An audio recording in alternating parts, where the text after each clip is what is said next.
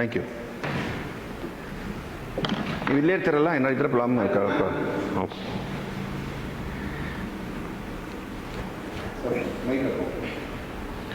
On ಇದೆಯಲ್ಲ? Okay, so good morning. We're starting a little late today because of some technical problems. It's okay. Now, my name is Vijay Kumar. Let me introduce myself. My name is Vijay Kumar, and I've been teaching history from more than 20 years. History is one of the important components in your UPSC exam, IAS exam. Now, before I begin, I've been asked to start with modern India, okay, handle modern India for you.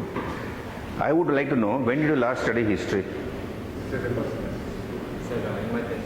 10th standard. You last studied history in 10th standard. Nivella, Baki, what about others? Same, is that? School, 10th standard. Oh my God, that was a long time back. So you would have forgotten everything, most of the things, right? That doesn't matter. So that's the case with most of the students. I'm not surprised at all. Now, in UPSC exam, there are 6 components of history. Okay, we have ancient Indian history. So,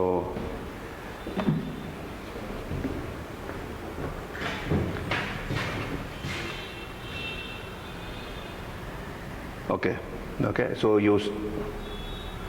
you have, it forms an important segment in your prelims as well as mains, history. And we have knowledge of history which will help you to write a good essay also.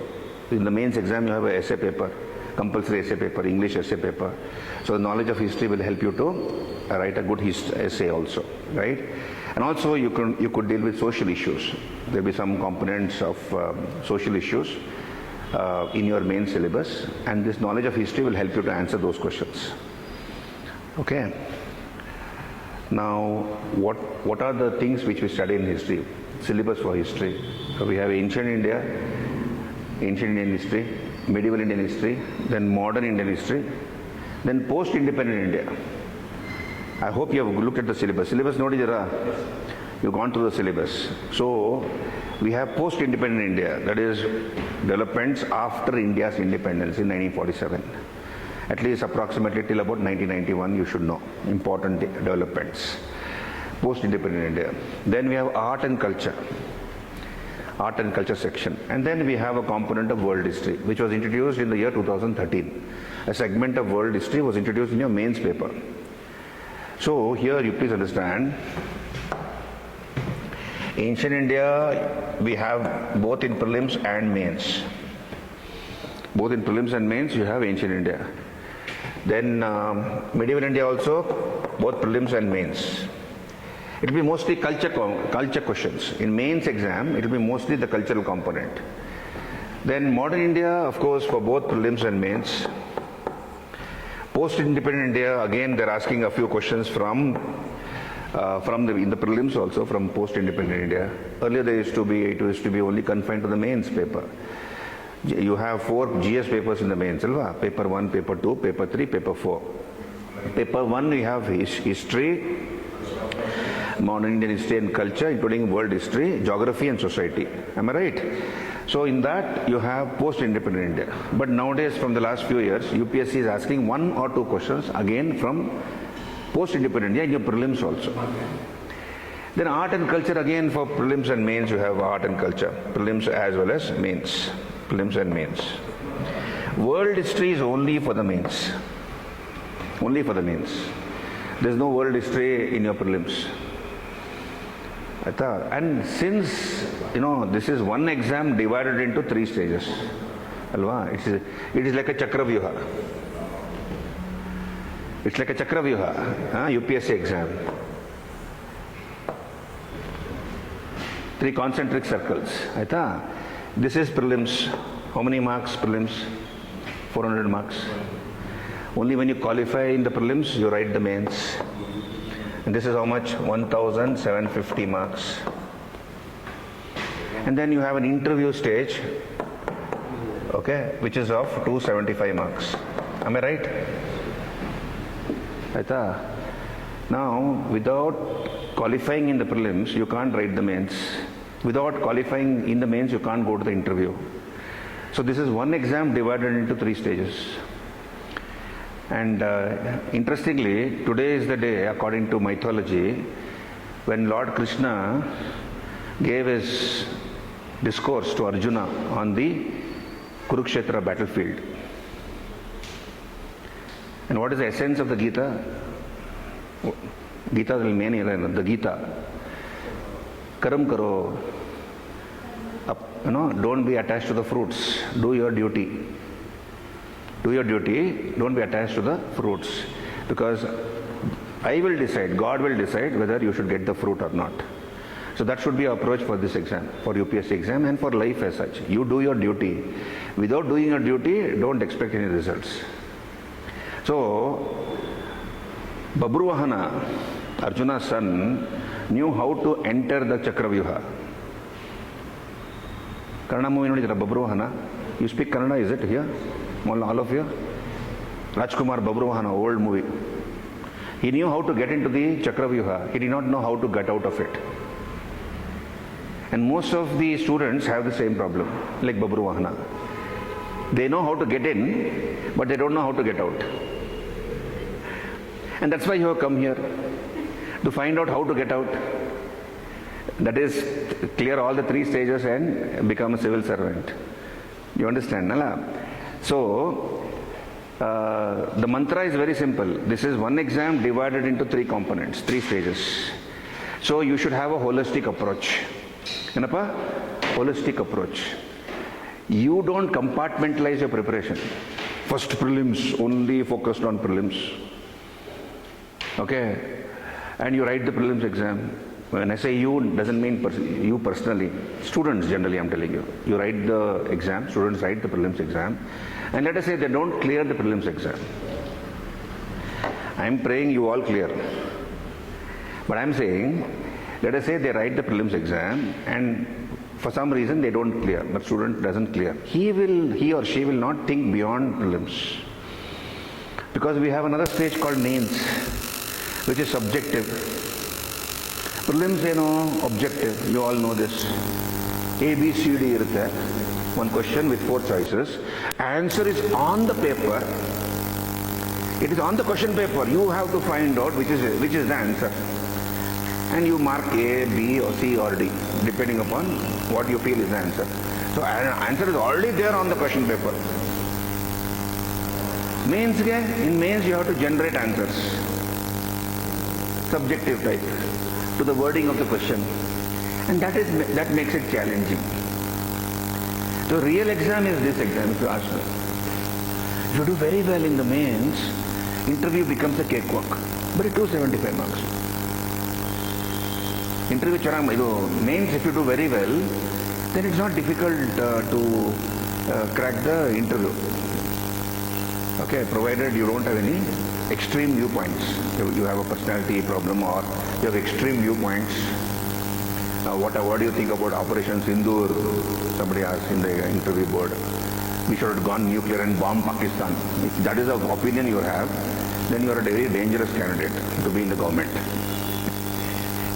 Alva. So the point is, approach this exam as one exam, and when you're preparing for prelims, also keep an eye on the mains. Because prelims, one day will get over. Morning you have one paper, in the afternoon you have one paper. 400 marks, one day gets over. Then results come within a month or so. Nowadays, much earlier it is coming. Okay, maybe in 20 days results come. And then in 3 months, about 100 days, you have the mains exam. From the declaration of the results of the prelims, in 100 days you have mains exam, Mukhya Pariksha irutte. In that 3 months, you cannot prepare for 1,750 marks. And most of the students make this mistake. Most of the students make this mistake of keeping a blind eye for the mains without thinking of the mains first. So the approach should be not inside out, like Babruwahana was trying to get out of the Chakravyuha. It should be outside in. It should be outside in. Develop your personality. Prepare as if you're going to face the interview board. Develop your hobbies. do wide reading, okay, and also take care of the syllabus, prelims, main syllabus. What is the interview board expecting of you? Be honest, truthful, okay, have some basic courtesy, manners, etc. All those things, develop your holistic personality. Okay, then it becomes easy for you to crack this exam. That should be the approach. Clear? That should be the approach. So here we have 6 components of history. You have to pretty much study everything except world history for prelims. Okay, now. So you see in the prelims, previous year question trend, PYQ, previous year question trends from the prelims. You have about 15 to 21 questions asked every year. I have put a chart here for you.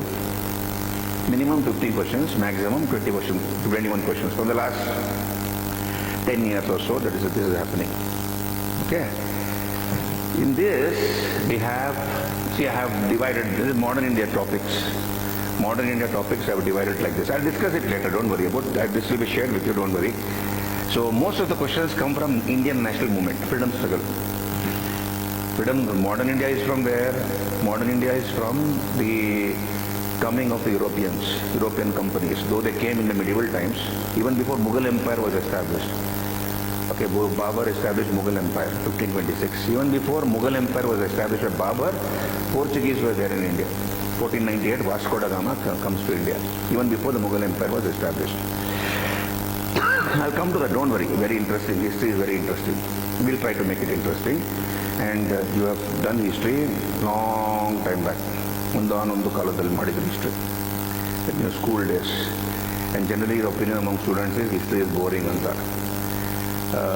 I would say I will differ from that. It depends upon the teacher to make the subject interesting or boring. I'll try my best to make it interesting. Let's see. Let me get your feedback. So I have put topics here. Okay, and year-wise, the frequency of questions from those topics. Arrival of Europeans, provincial kingdoms, subsidiary alliance and Sahayaka Sainya Padati in Kannada. I will not use Kannada, I have been asked to speak in English. But if you have any doubts, please stop and ask me. Let us try to make it interactive. Okay? Let us try to make it interactive. Okay? If any doubts, stop me and ask me. Tribal movements, social religious reform movements, etc. I have put the chart here. So there are various other topics. This is all only pertaining to modern Indian history and freedom struggle. Okay? ಹಾಕಿದ್ದೀನಿ ಇದ್ರ ಬಗ್ಗೆ ಜಾಸ್ತಿ ಮಾತಾಡಕ್ಕೆ ಹೋಗಲ್ಲ ಈಗ. Okay, we'll come to that. Then number of questions from modern India. I have put a chart. You see, out of the total questions asked from the history section, from modern India, you see from most of the questions were from modern India and national movement. But from the last few years, UPSC has been asking questions also from ancient, medieval, art and culture, modern India, and 1 or 2 questions from post-independence. Google it. I tell you, what students used to do is, they used to study mostly modern India and national movement.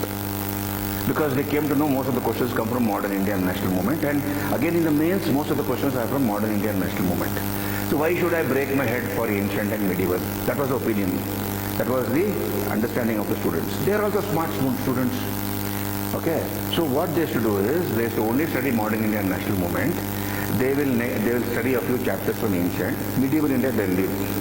Why should I bother on that? Art and culture they'll study. And then they'll come and sit in the exam. And they'll be able to answer most of the questions from whatever they've studied. Because that had been the trend. And UPSC came to know. Another name for UPSC is Unpredictable Public Service Commission Exam. UPSC, Unpredictable Public Service Commission Exam. Unpredictable. So what they began to do is, they began to ask questions from not only from ancient, but also from medieval, also from art and culture, 1 or 2 from post-independence, and very few from modern India. So that students are forced to study all the entire syllabus. 2025, this year they asked 8 questions. Last year 5 questions from modern India. Okay. Then 4 from modern India, 4 from modern India, 2021 9, like that. Smart they have become. So you can never take anything for chance. And this preparation for prelims will help you for your mains. Prelims is mostly fact-based. Mains, facts along with analysis. You cannot analyze without knowing the facts. Alva, first facts, then you can analyze. Without knowing the facts, how can you analyze? So, you should have a good mix of facts and analysis. Both for prelims and mains actually. Right? Now mains, look at the mains trend. Previous question trend for mains. In the main exam paper, General Studies paper 1, between 75 to 105 marks come. Out of 250 marks. History is about 75 to 105 marks. Otherly, most of the questions are from freedom movement. Okay, for example, 2013, 35 questions, 35 marks, 2014, 30, like that. 2017, 65 marks they've asked. 2022, 27.5 marks. Then they have asked from art and culture. See, next big component is art and culture. The third big component is world history. And then they have asked from post-independence. Trend. Enrappa? Eta, itara ide. So, illi most of the questions, major chunk from modern India, from history paper comes from modern India, both in the prelims as well as mains. Syllabus is from British arrival, from the arrival of the European companies, till the attainment of independence by India in 1947. Today I will start with European companies. Portuguese, Dutch, English, Danes, French, Carnatic Wars. Okay, then British conquest of India. I'll discuss the syllabus first of all. Let me discuss the syllabus, what all you have to study and that.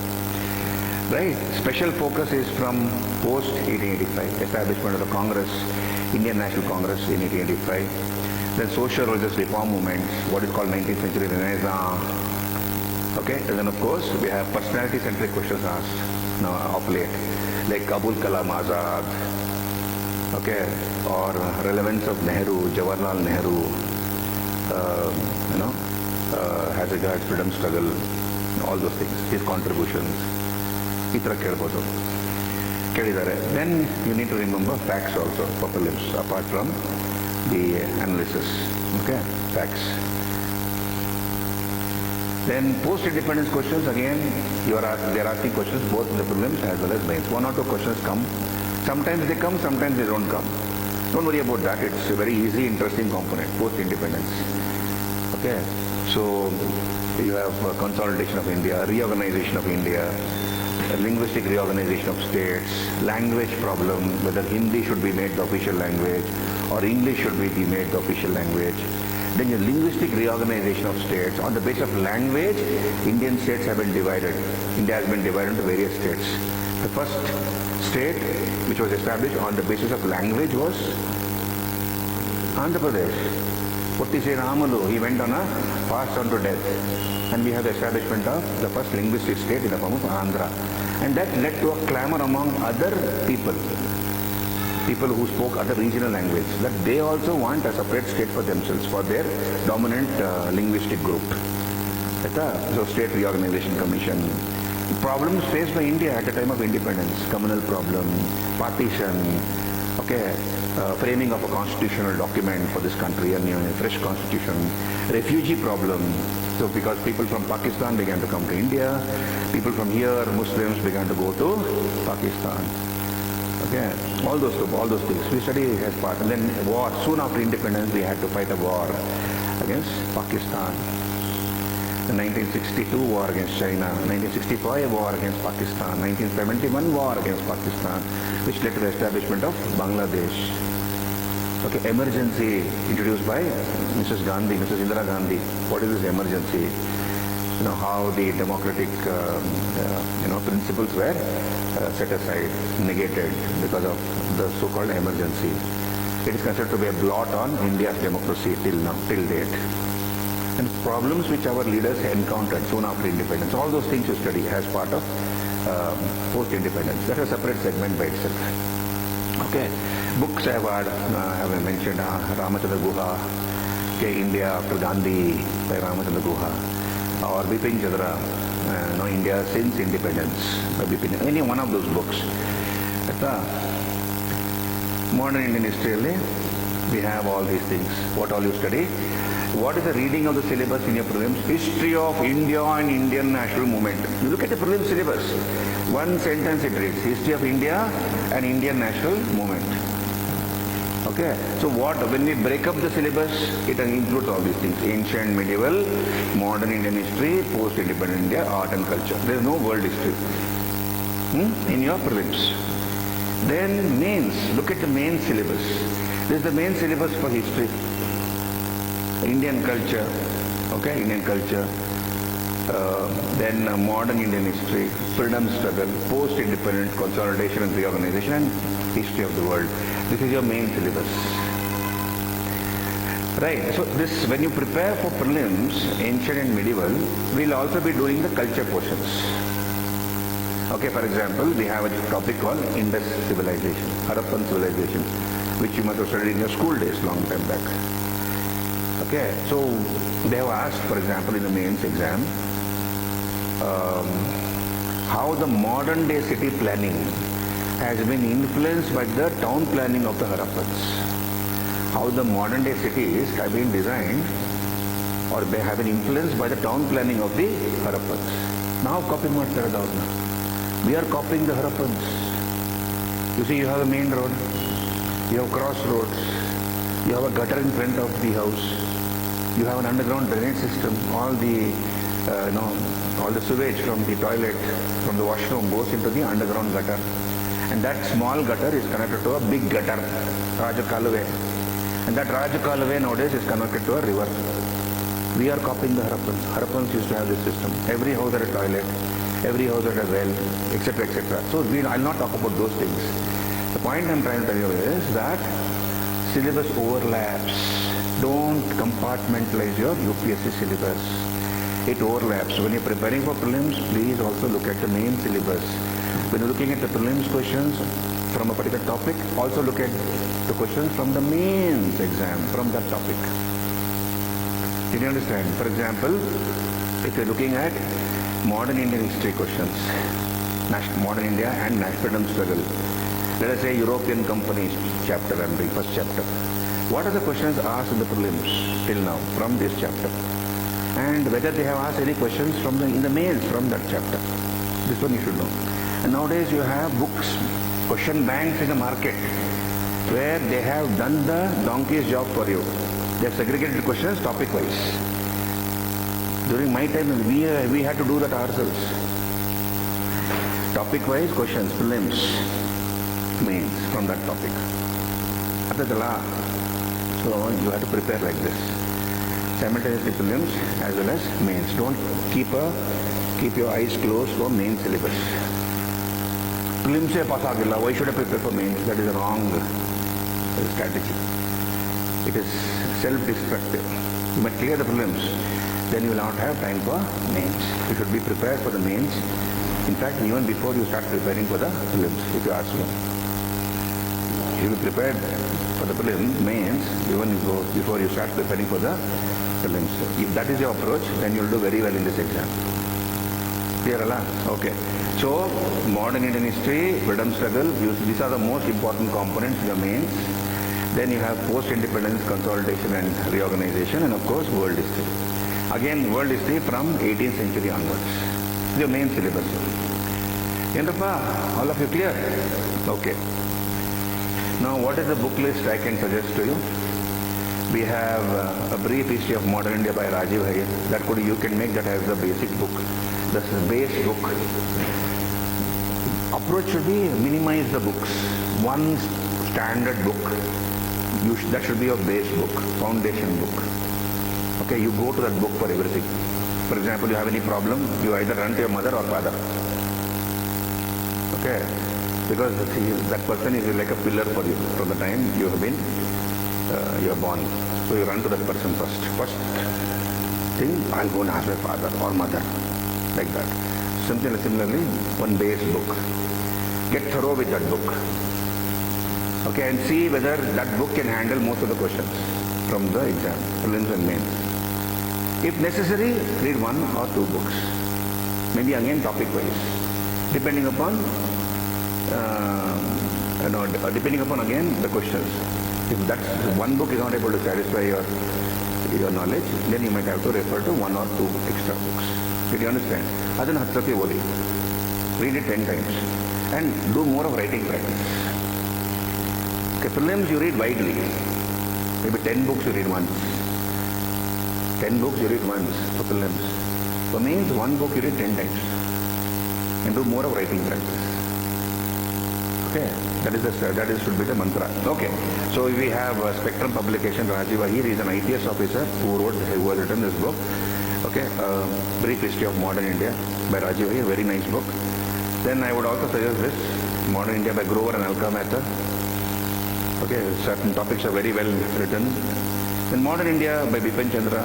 Again, 3 chapters are very important here. I will tell you the name of those chapters later.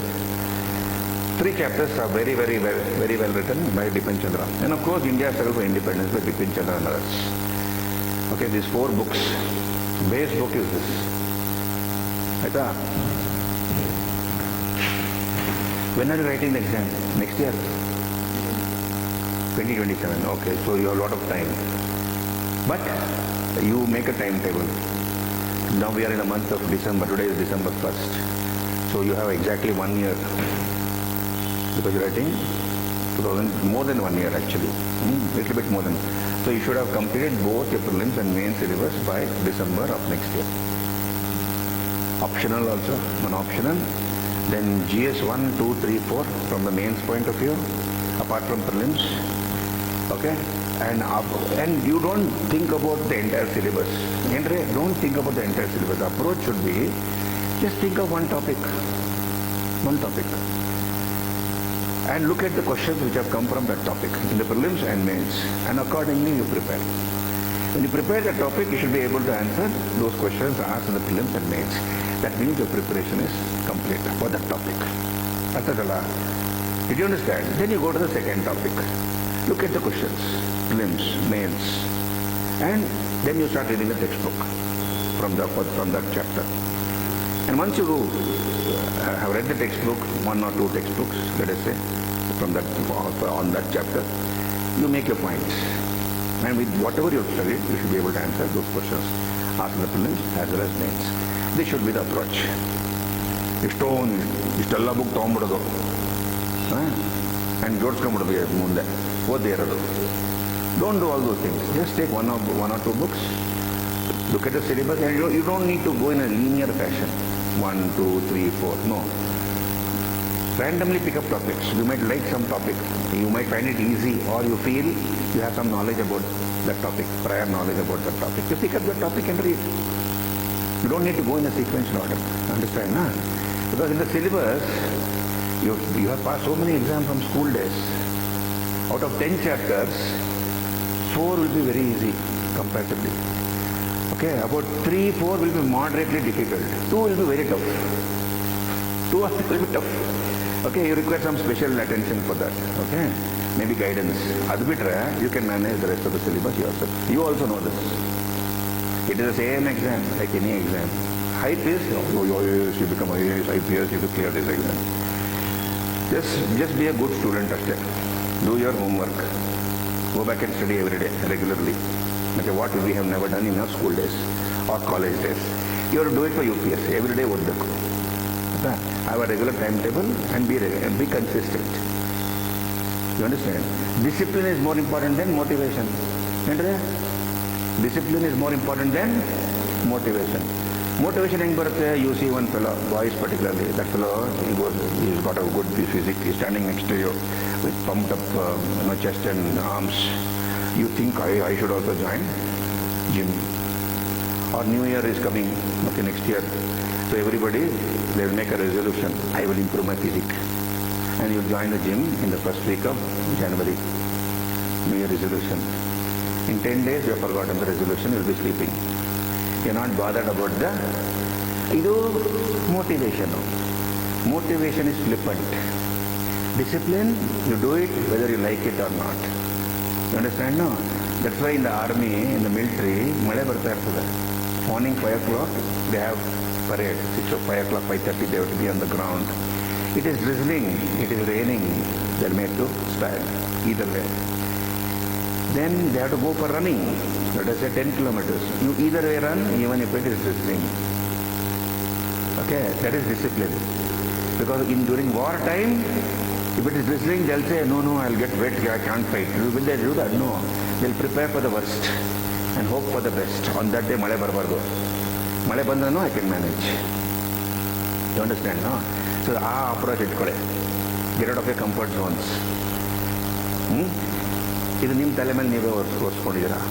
It is your headache. Because you have chosen UPSC. Nobody else will prepare for you. You have to prepare yourself. Hello? You understand, no? You either reap the benefit or the fruits of your labor or you suffer. All depends upon you, how you find yourself. You can't blame anybody. That's why very few people clear this exam. Because it is challenging. And it's about yourself, not about anybody else. Don't think of the others. Okay? It's an all India competitive exam. Don't think of others. You compete with yourself first of all. Like Tendulkar used to compete with himself. Sachin Tendulkar. Every day he used to play 2,000 strokes every day. Net tennis. Whether there's a match or no match, he will play 2,000 shots. Net practice. 5 net practices he used to go as a school boy. Who has scored 100 centuries in international cricket across all formats. First person to score a double century. Okay, in 50 over format, Sachin Tendulkar. Okay, double century. So, 100 centuries. Kohli is coming close to him, but he cannot break Sachin's test record. He might break. He has broken, I think, 50 over record he can break, but not Sachin. Because Sachin began to play even before he turned 16 years. And he played till 37 years. So many years of international cricket. Pressure, expectation. Billion people rooting for Sachin. Sachin. World Cup, Pakistan. And he has to go there and perform. Close all the noise, just focus on the ball. Because he's thinking about his wife. When the ball is coming to him, he's out. Caught behind or bowled. ಬೆಳಗ್ಗೆ ಜಗಳ ಮಾಡಿದ್ದ ಹೆಂಡತಿ ಜೊತೆ argument ಅವಳ ಬಗ್ಗೆನೇ ಯೋಚನೆ ಮಾಡ್ತಾವನೆ ball ಬರ್ತಾ ಇದೆ ನಾನ್ ಕೇಸ್ ಮೂಮೆಂಟ್ 1 second ಅದಕ್ಕೆಲ್ಲ focus so be very focused learn some meditation, learn discipline, do some physical exercise, have a good group and utilize this facility. I saw that yesterday, sometime back at gone to the 3rd floor. You have a reading room also there, study center. So punish yourself. Few years you prepare thoroughly, rest of your life you can enjoy. Okay, now ಇದು philosophy ಹೇಳಿದೆ, ಇವಾಗ history ಬರೋಣ. Okay, philosophy ಹೇಳಿದೆ, history ಬರೋಣ. Okay, what do you study in modern Indian history? Let me discuss the syllabus. Okay, let me discuss the syllabus. Something like a bird's eye view. Pakshi nota, bird's eye view of modern Indian history syllabus. First chapter, which I'll discuss, is European companies. European companies. European companies.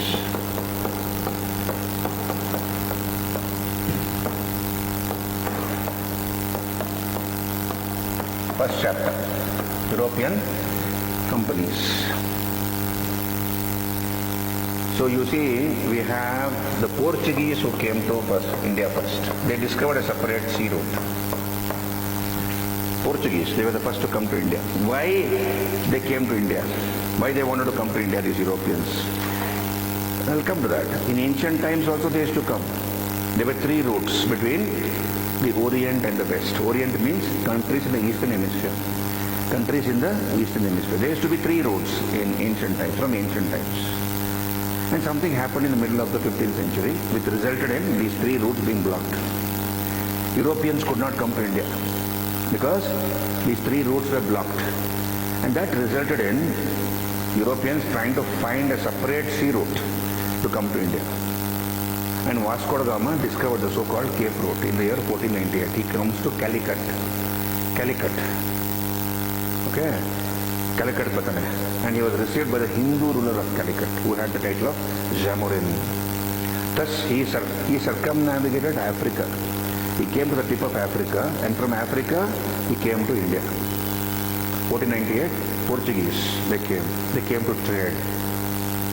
Okay, and they dominated the Indian Ocean for 100 years.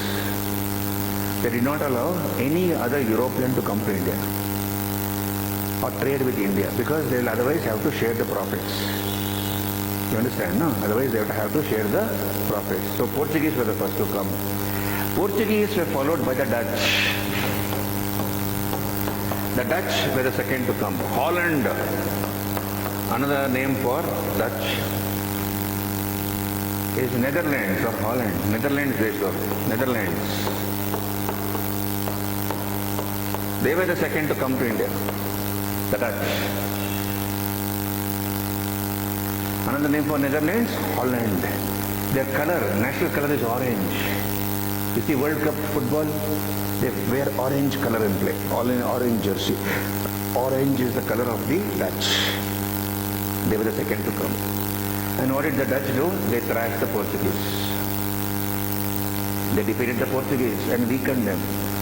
The third to come to India were the British, the English. The fourth were the Danes, Denmark. The fourth to come to India were the Danes, Denmark. And lastly, the French. This is a sequential order in which they came to India. The Portuguese, the Dutch, the English, the Danes and the French. The Portuguese were the first to come to India and they were the last to go out of India. They were the first to come and were the last to go out of India. The Dutch defeated the Portuguese. You know, Dutch defeated the Portuguese. The English defeated the Dutch as well as the French and went on to rule this country. The English defeated the Dutch as well as the French and went on to rule this country. The Danes sold away all their possessions to the British and left the shores of India. They sold away all their possessions to the British and left the shores of India. Now the question is, why did these European countries fight amongst themselves in India in order to monopolize trade? For example, this is Chandra layout Vijayanagar, alva? Let us say in a radius of 10 kilometers, in a radius of 20 kilometers around Chandra layout Vijayanagar, there is only one Maruti car showroom. There is only one Maruti car showroom. I am just giving a hypothetical example. So somebody wants to buy a Maruti car, he will go to that showroom and buy it. And all the profit is made by the dealer who is selling Maruti cars. Now let us say instead of one, there are 5 branches in Vijayanagar, Chandra layout. The profit gets divided.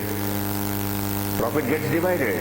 So therefore here these Europeans, they began to fight amongst themselves so that they can monopolize trade with India. All the profits should come to them. And they were guided by an economic philosophy called mercantilism. I'll discuss about it later. They were guided by an economic philosophy called mercantilism. ಏನು mercantilism ಅಂದರೆ ಏನು ಅದರ ಬಗ್ಗೆ ಆಮೇಲೆ ಮಾತಾಡ್ತೀನಿ ಆಯ್ತಾ. So ultimately it was the Britishers who went on to rule this country after defeating the Dutch as well as the French. The Dutch had already weakened the Portuguese. So Portuguese were only confined to Goa, Diu, Daman. Portuguese were only confined to till India's independence. They were only having Goa, Diu, Daman with them. Dadar, Nagar Haveli. Goa, Diu, Daman, Dadar, Nagar Haveli. The French were only confined to Puducherry, Pondicherry, Mahe, Yanam, Karaikal. Till India's independence. And the British ruled the entire country. For more than 200 years they dominated this country and we fought a long struggle for independence and ultimately achieved our national emancipation in 1947. Okay, this is the first story. Henry, Arthaita, the European company. So, because you last studied history in your school days, I have to come down to the basics, your level and talk to you. This is first chapter. Arthaita, doubt idra keli, stop me and ask me. What about the online students? Any questions? If they want to ask any questions, how do they ask, sir? Recorded nodtara? Okay. Fine. Right. Then second chapter today, British conquest of India.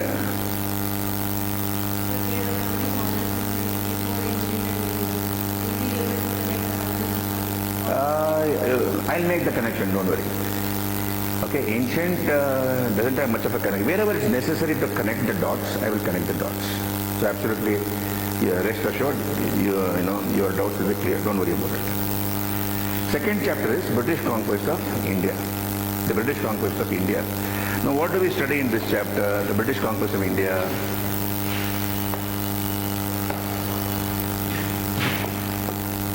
British conquest of India.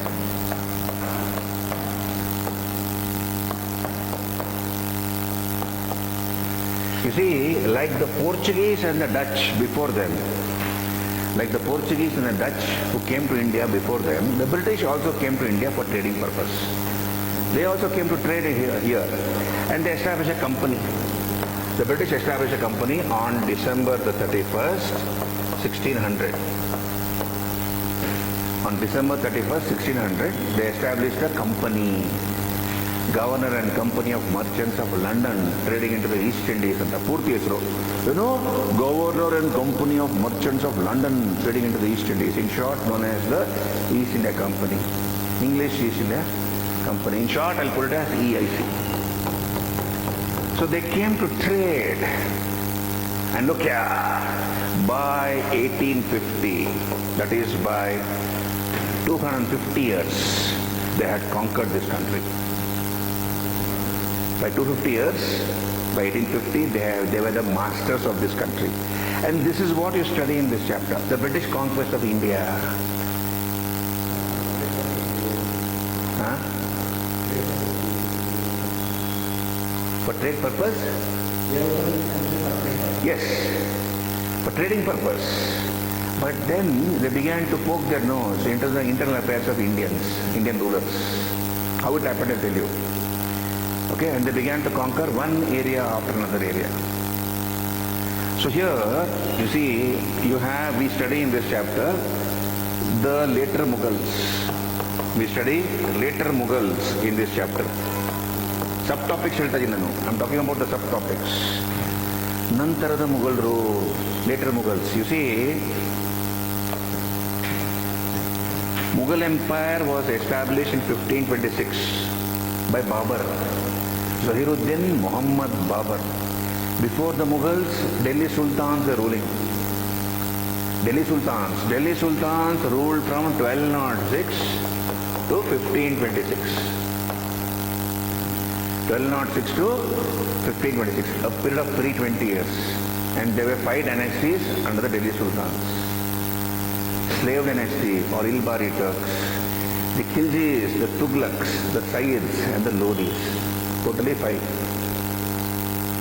The last Lodi king was a person called Ibrahim Lodi. And Ibrahim Lodi was killed by Babur in the first battle of Panipat. First battle of Panipat happened on April the 21st, 1526. April 21, 1526. Babur's army was 12,000. Babur's army strength was 12,000. And Ibrahim Lodi's army strength was 60,000. 5 times the size of Babur's army. But Babur uses two novel techniques, war techniques. And for the first time, gunpowder on the soil of North India. Maddugundu uses gunpowder for the first time on the soil of North India. And he was able to defeat and kill Ibrahim Lodi. Ottoman Rumi and Tulguma, these are the 2 techniques he uses. Okay, the concerned faculty will discuss about those things, ancient medieval faculty. Okay, so anyway, on April the 21st, 1526, he killed Ibrahim Lodi, and Babur established the Mughal dynasty. Mughal dynasty we divide into 2 parts, 1526 to 1707. This is the period of the great Mughals. This is the period of the great Mughals. Who are the great Mughals? We have Babur, his son Humayun, Akbar, Jahangir, Shah Jahan,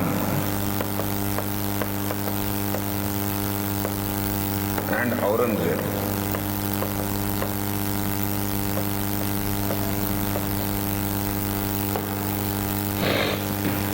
Babur, Humayun, Akbar, Jahangir, Shah Jahan, and Aurangzeb. Ivrna ನಾವು great ಮುಘಲ್ಸ್ ಅಂತ ಕರೀತೀವಿ. Aurangzeb died in 1707. Aurangzeb died in 1707. Aurangzeb was succeeded by his son and successors. Aurangzeb's sons and successors ruled for more than 100 years. ಇವ್ರನ್ನ ನಾವು ನಂತರದ ಮುಘಲರು, litre Mughals ಅಂತ ಕರಿತೀವಿ. Later Mughals ruled from 1707 to 1857. Great Mughals ruled from 1526 to 1707. And later Mughals ruled from 1707 to 1857. All useless fellows. Nishproyajakaru. Bekufru. Useless fellows. Later Mughals. When you compare them with their great ancestors, that's why we call them as great Mughals. All these fellows, almost 11 are there. Later Mughals, sons and successors of Aurangzeb. They did not have the administrative capacity. Mughals ruled almost the whole of India, from parts of Afghanistan to Kanyakumari. They ruled almost the whole of India. And you require a very powerful, capable ruler to give a sound administration and also guard the frontiers, control the army and the bureaucracy, and give a sound administration. After Aurangzeb, weak successors. Addicted to wine, women, opium. Addicted to wine, women, opium. Opium, brown sugar. They had no control over the ministers. In fact, ministers began to act as kingmakers. Ministers could make or unmake a king, ruler. Groupism was there. Administration collapsed. Military, they did not have control over the military. So the borders became porous. The Mughal borders became porous. And attracted by the wealth of India, attracted by the immense wealth of India, we have outsiders who began to raid into India, to loot and plunder. Like for example, Nadir Shah, Ahmad Shah Abdali, Nadir Shah of Iran, he's called the Napoleon of Persia. Nadir Shah, he attacked Delhi, okay, plundered Delhi, carried away the peacock throne on which Shah Jahan used to sit, studded with diamonds, gold, emerald, pearls, rubies. This was the peacock throne on which Shah Jahan sat and conducted the darbar. That was carried away. Kohinoor diamond was carried away. Peacock throne, everything was carried away by Nadir Shah. And we have another fellow called Ahmad Shah. Ahmad Shah Abdali or Ahmad Shah Durrani, king of Afghanistan. Attracted by the wealth of India, he began to raid into India. Till Aurangzeb was there, these outsiders did not, look towards India, because the Mughals were very, very strong, and they had a very strong army garrisoning the borders. They did not allow anybody to come inside. But once Aurangzeb died, the Mughal border became porous. Northwest was exposed to these outsiders. And then you have many governors who were working under the Mughals who began to proclaim themselves independent. They began to proclaim themselves independent from the control of the central authority. A number of kingdoms were established: Bengal, Awadh, Hyderabad, like that. We have also the Marathas, who became the most powerful political entity in India in the 17th, 18th century. Till the middle of the 18th century, that is till 1750, nobody was as strong as the Marathas. So we'll talk about Marathas also later. So here the British began to slowly become stronger and stronger. So what do we study? Later Mughals. Then, so the last Mughal emperor was Bahadur Shah Zafar, during whose time, in 1857, we have the Sepoy Mutiny. What did I tell you? What did I tell just now? Can you repeat? No, you don't teach him. I did not ask you. I was telling something, you are getting distracted. ಏನು ಯೋಚನೆ ಮಾಡ್ತಿದ್ದೀರಾ? But why are you not able to answer me? What are you thinking? Focus ಮಾಡ್ರಿ.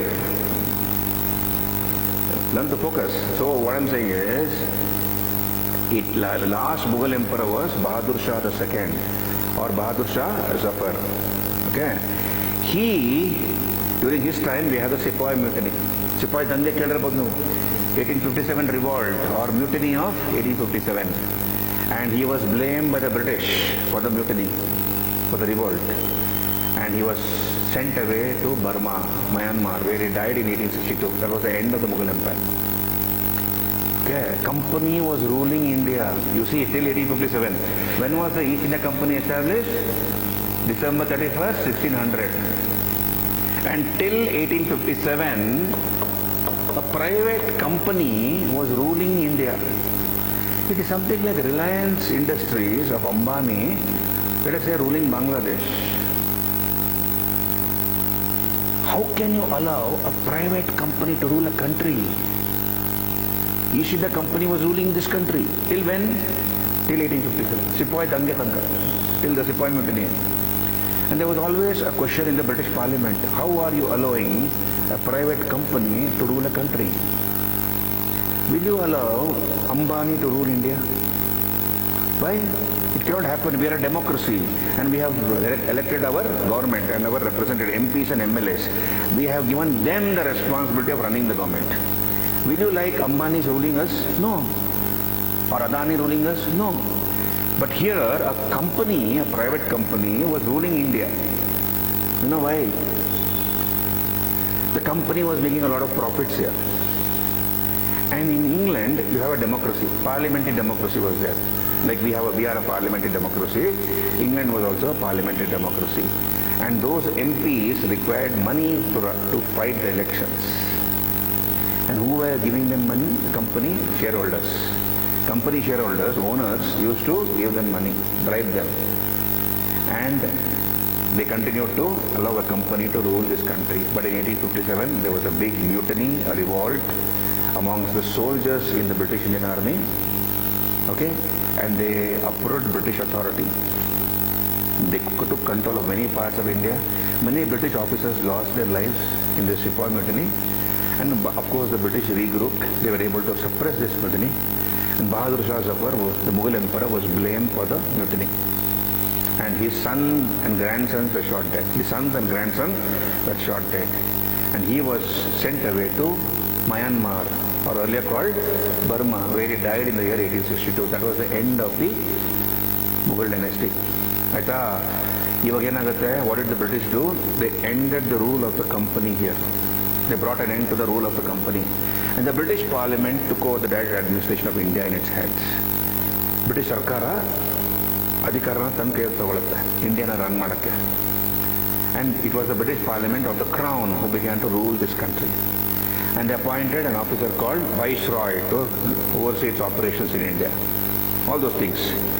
Did you understand? And ultimately, in 1947, we fought against the British government and achieved our independence. So we study about later Mughals. We study about Carnatic Wars. Carnatic Wars. ಏನು Carnatic Wars ಅಂದ್ರೆ? We have the British and the French fighting against each other. British versus the French. The British and the French East India companies fought against each other in the so-called Carnatic Wars. Carnatic refers to the southeast portion of the Coromandel coast.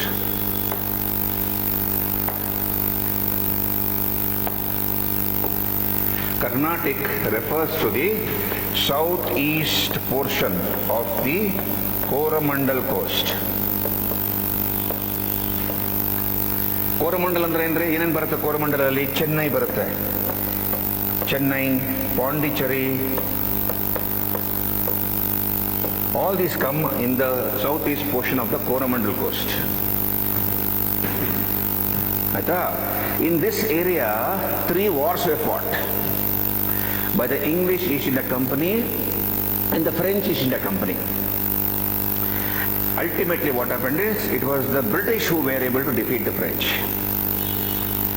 And the French were only confined to a few pockets of India. Okay, like Mahe, Yanam, Karaikal, Pondicherry, till India's independence. So this is what we study. Later Mughals, Carnatic Wars. Adagmele, what else do we study in this chapter? We study about the British conquest of Bengal. British conquest of Bengal. The British conquest of Bengal. Plassey and Buxar. Plassey, the Battle of Plassey, 1757. Why did the Battle of Plassey take place? The Battle of Buxar in 1764. And the introduction of the so-called dual government by the British. What is dual government in Bengal? So this is British conquest of Bengal. Bengal was the richest province in India during those days. So in the second chapter, later Mughals, Carnatic Wars, British conquest of Bengal, battles of Plassey, Buxar and dual government, the establishment of dual government in Bengal. Yellow gap na idea school alli odirodivella. You remember something? Yes or no? No? Okay. So Dvipakshi Sarkarada Rachane, dual government, British conquest of Bengal. ಯಾವತ್ತೂ ಒಂದು pen ಇಟ್ಕೊಳ್ಳಿ, paper ಇಟ್ಕೊಳ್ಳಿ, ಬರಿತಾ ಇರಿ. Whatever is being told in the class, keep jotting down.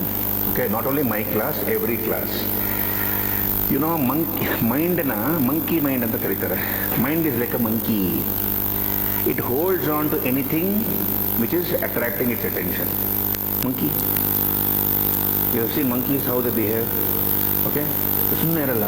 They are always jumping from one branch to another branch, doing something or that. ಅದಕ್ಕೆ monkey tricks ಅಂತ ಕರೆಯೋದು, monkey tricks.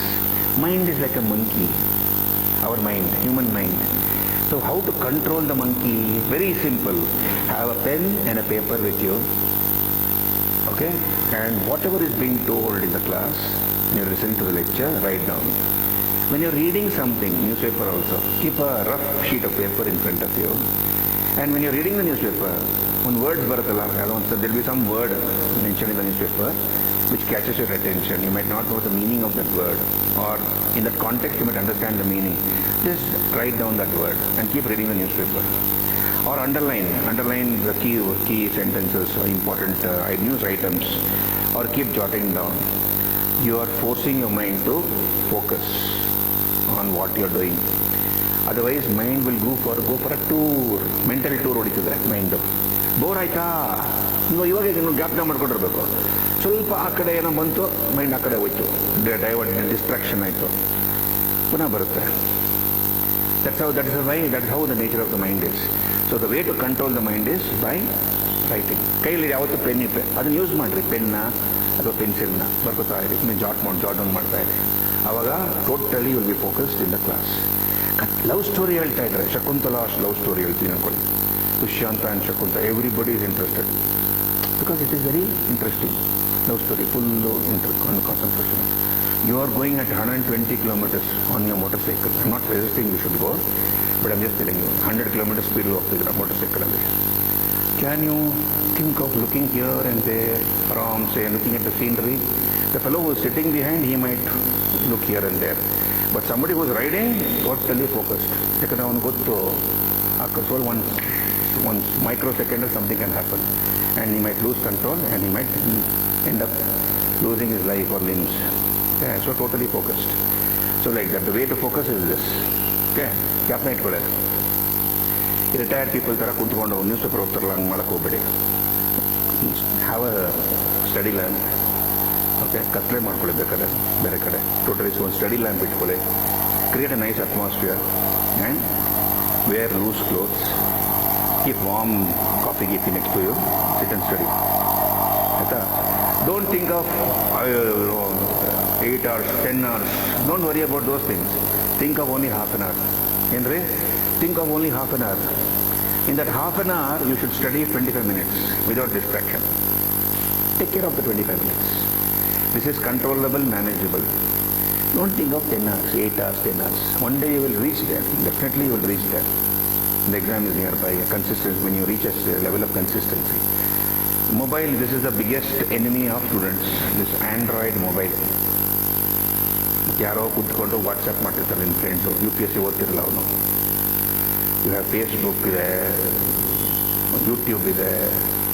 Technology is good, but it can also be very distracting. You dump this mobile in the dustbin. Keep an ordinary mobile phone. Ordinary mobile phone, what these workers have now. Daily laborers, it's simple. 2,000 rupees, 1,500 rupees mobile. Phone ಮಾಡಕ್ಕೆ, phone receive ಮಾಡಕ್ಕೆ. ಇನ್ನೇನು ಮಾಡೋಕ್ಕಾಗಲ್ಲ ಅದರಲ್ಲಿ. Message ಹಾಕ್ಬೋದು. ಈ ಥರ phone don't use it if you seriously preparing for UPSC. Unless you can control it, but it's difficult to control. When you're bored, you tend to open the mobile and see, scroll. Have you noticed it? Okay, so this distracts. You keep a separate time for browsing, maybe on your laptop or desktop. You keep a separate time for browsing your net. Okay, I'm not saying don't do it. I'm saying you regulate the time for that. Can you be so disciplined? It all depends upon you. It comes down to discipline. ನಾನು ಈ ಟೈಮಿಗೆ ನಾನು ಈ ಕೆಲಸ ಮಾಡ್ತೇನೆ. Okay, I will browse. Okay, newspaper ಓದಬೇಕು ನೆಟ್ಟಲ್ಲಿ. Okay, read newspapers, browse some information related to the subject, exam, do it. Then you close down the social media. Okay, don't get distracted. It's a big distraction. Did you understand? It's Annaputta. Take care of the small things. Yeah, the big things will take care by themselves. Take care of the small things. A stitch in time saves 9. Take care of the small things. The big things will take care by themselves. You value your time. You are youngsters. You will lose years like this. This exam is like that. It will demand a lot of focus and time from you. So see that whatever time you have, you make it count. You will not know how 1 year goes. You think 2027 ಬರಿತಾ ಇದ್ದೀನಿ. But you will never know how 1 year has gone by. By next December, you will not know. So my suggestion is, you know the syllabus. Prelim syllabus, main syllabus, and see that you thoroughly finish it. Attend all the classes this year. Essay, ethics and integrity, optional, whatever you want to do it this year. Finish it off. So that by 2028, by the time 2027 dawns, you have completed all the classes. You're only doing self-study. You're using the library. You're using the study center here. You're coming to the classroom and sitting. Maybe here and there, you might want to attend a few classes here and there. But most of the major attending classes you have done and finished. Then ಆತರ ಮಾಡ್ಕೊಳ್ಳಿ. And give some time, maybe 3 to 5 years, up to maximum 5 years for this exam. Not more than that. See that you crack this exam in 1, 2, 3, 4 attempts. You understand? At least 4 to 5 attempts, you should finish. Some people may get it in first attempt, some people may get it in the second attempt, some people may take 1 or 2 extra attempts. But then what happens is, ದಿನಾನು ದೋಸೆ ತಿಂದರೆ ಏನಾಗುತ್ತೆ? ತಿಂಡಿಗೆ ಏನಾಗುತ್ತೆ? ತುಂಬ first ದಿನ ತುಂಬ ರುಚಿ ಇರುತ್ತೆ. ದೋಸೆ ಮೂಡ್ ಬಂತು ತಿನ್ನಕ್ಕೆ, ಮಸಾಲೆ ದೋಸೆ, ಬೆಣ್ಣೆ ದೋಸೆ, ದಾವಣಗೆರೆ ಬೆಣ್ಣೆ dosa. Okay, you will eat it. Tomorrow again the same thing your mother gives. Okay, you will complain and eat. Third day, you will get angry. Because 2 days before, you had eaten the same thing. It was very tasty. But when you want to eat the same thing 3-4 times, what happens is, the value, the novelty goes away. So ಅದೇ ಥರ ಒಂದೇ ಬುಕ್ನ ಪುನಃ ಓದೋಕ್ಕೆ 4 ಸತಿ ಓದೋಕ್ಕೆ 5 ಸತಿ ಓದೋಕ್ಕೆ ಇರಿಟೇಟ್ ಆಗುತ್ತೆ. ಓದಬೇಕಾಗತ್ತೆ. ಫಸ್ಟ್ ಟೈಮಲ್ಲೇ ಓದ್ಬಿಡಿ. ಚೆನ್ನಾಗಿ ಓದಿ ಅರಗಿಸ್ಕೊಂಡು do all the test, whatever test is conducted by the institute, make it a point to attend those tests.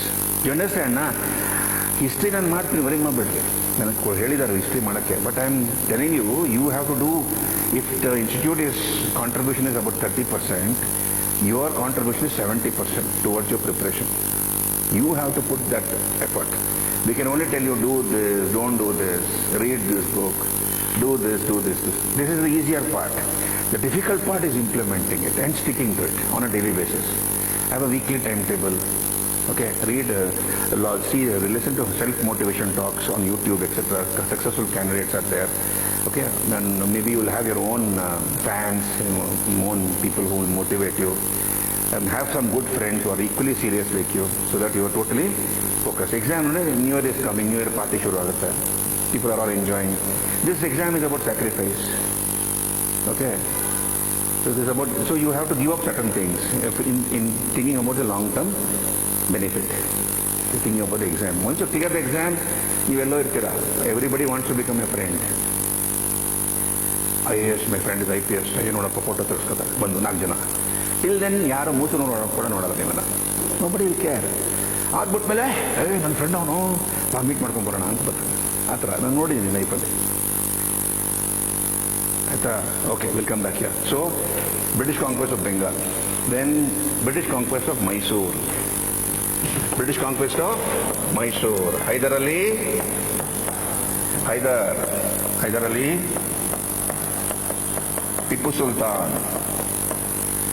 Tipu Sultan, and 4 Anglo-Mysore Wars. 4 Anglo-Mysore Wars. British conquest of Mysore, British conquest of Bengal, then British conquest of Maharashtra. I'll talk about the third battle of Panipat, the rise of the Peshwas, how the Peshwas came to limelight. Yari Peshwas yaru. Okay, the rise of the Peshwas, rise of the Marathas under the Peshwas. Then the third battle of Panipat. Third battle of Panipat, which happened in the year 1761. And finally, the British conquest of Maharashtra. How did the British conquer Maharashtra? Through 3 Anglo-Maratha wars. 3 Anglo-Maratha wars.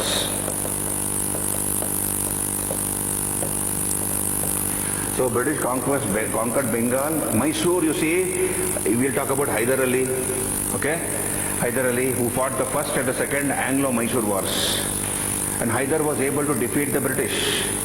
He conquered Arcot in the first Anglo-Mysore war, and his army was very close to conquering Madras. And the British were forced to sign a peace treaty with Hyder Ali. He was a brilliant general, Hyder Ali. Okay, and you have a separate section of rocket men in his army, the Juzail Burdar Santa. He had a battery of rockets, and these rockets were improved upon by his son Tipu Sultan. Our ex-president of India, Dr. APJ Abdul Kalam, the missile man of India, he has written a book. Among the many books he has written, he wrote a book called Wings of Fire. In that book called Wings of Fire, he calls Tipu Sultan as the father of Indian rocketry. Tipu made changes to the design of the rockets, and he used those rockets in his wars against the British to devastating effect. Okay, 1799, Tipu was given the choice of signing the subsidiary treaty, Sahayaka Sainya Padati. What is the meaning of subsidiary treaty? ನಾನು ಆಮೇಲೆ ಹೇಳ್ತೀನಿ. He refused to sign the subsidiary treaty. He refused. The first person to sign the subsidiary treaty was the Nizam of Hyderabad. If he had signed, Tipu had signed the subsidiary treaty, he could have been alive for many more years. But he refused. He did not want to bow down before the British. He valued his freedom and independence. He is supposed to have remarked, I would like to live one day like a lion, then 100 days like a rat.